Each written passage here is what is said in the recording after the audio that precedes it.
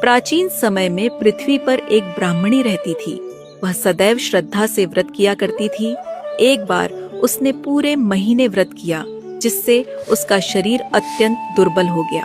हालांकि वह ज्ञानवान तो थी, पर उसने कभी किसी ब्राह्मण को अन्न या धन का दान नहीं दिया था।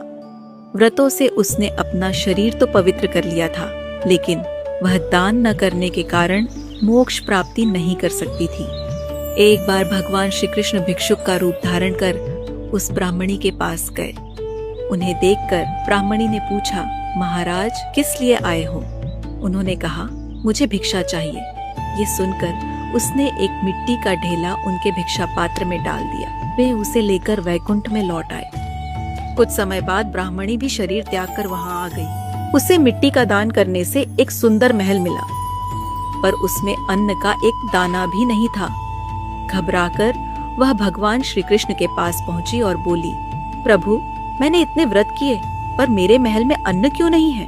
भगवान ने कहा, पहले तुम अपने घर जाओ। तुम्हारे महल पर कुछ देव स्त्रियां आएंगी तुम्हें देखने के लिए, परंतु द्वार मत खोलना। पहले उनसे षटतिला एकादशी का पुण्य और महत्व सुन लेना, फिर द्वार खोलना।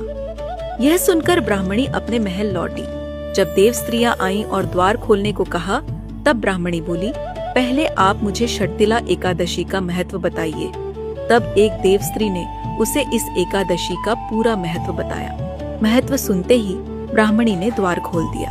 देव स्त्रियों ने देखा कि वह न तो गंधर्वी है और न ही कोई अप्सरा, वह पहले जैसी एक मानुषी थी।